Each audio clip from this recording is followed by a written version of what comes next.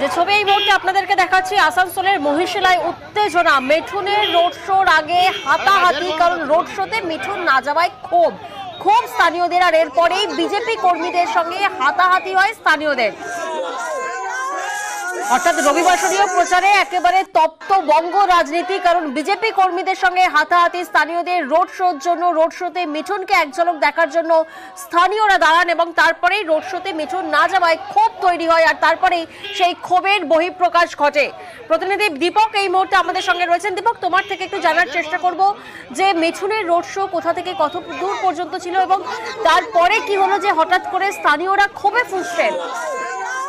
দেখো, একবারে রবিবারীয় প্রচার করতে আসেন আসানসোল লোকসভা কেন্দ্রের সুরেন্দর সিং আলুওয়ালিয়া বিজেপি প্রার্থী। তার সমর্থনে রোড শো শুরু হয় আসানসোলের বুধা ময়দান থেকে, এবং এই রোড শো গিয়ে শেষ হওয়ার কথা ছিল আসানসোলের মহিশিলা বরতলা বাজারে। কিন্তু যেভাবে তাপমাত্রা শহরের 44 ডিগ্রি ছাড়িয়েছে, তাই মিঠুন কিছুটা রোড শোতে অংশগ্রহণ করেছে সুরেন্দর সিং আলুওয়ালিয়া প্রার্থীকে নিয়ে।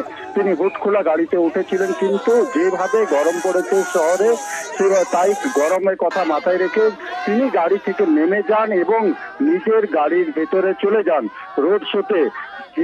এই মিঠুন চক্রবর্তী আসছে প্রার্থীর সমর্থনে প্রচার করতে, তার কিন্তু কথা কিন্তু জানা ছিল আশেপাশে এলাকার মানুষকে। যেই রাস্তা দিয়ে পড়ে, যেই পথ দিয়ে পড়ে মিঠুন চক্রবর্তী রোড শো যেত, সেই পথে কিন্তু হাজার হাজার মানুষ দাঁড়িয়েছিল মিঠুন চক্রবর্তী অভিনেতাকে এক ঝলক দেখার জন্য।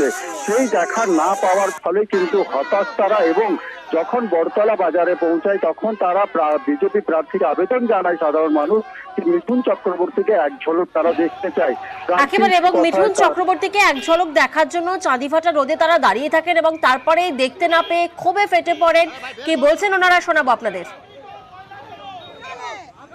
আমাদেরকে এখানে নামলোই না, আমরা দেখতেও পেলাম না, উল্টে পুলিশ মেয়ে ছেলেদেরকে ধাক্কা মারছে। এটা তো পুলিশের অধিকার নেই মেয়েদের গায়ে হাত দেবে। উনি না নেমে বেরিয়ে চলে গেল। দেখতে পেলে হয়তো মানুষ খুশি হতো। বাংলা স্টার উনি, মানে মন খারাপ হয়ে গেল। মন খারাপ সবারই তো হবেই। 2 ঘন্টা 1 ঘন্টা ধরে সবাই রাস্তায় দাঁড়িয়ে আছে। দীপক, তোমার থেকে আরো একবার জানার চেষ্টা করব যে রোড শোতে মিঠুনকে দেখতে না পেয়ে যেমন একেবারে বিজেপি কর্মীদের সঙ্গে হাতাহাতি হয় স্থানীয়দের, সেক্ষেত্রে মিঠুন চক্রবর্তীর তরফ থেকে কোনো বক্তব্য সামনে এসেছে? কোনো কারণে যোগাযোগ বিচ্ছিন্ন হয়ে গেছে দীপকের সাথে। আপনাদেরকে জানিয়ে রাখি, মিঠুন চক্রবর্তীর রোড শোর আগে হাতাহাতি হয়, যেখানে আসানসোলের মহিশিলায় উত্তেজনার পরিস্থিতি। কারণ কি, মিঠুন চক্রবর্তীকে না দেখতে পেয়ে ক্ষোভ দেখান স্থানীয়রা এবং তারপরেই বিজেপি কর্মীদের সঙ্গে হাতাহাতি হয় স্থানীয়দের।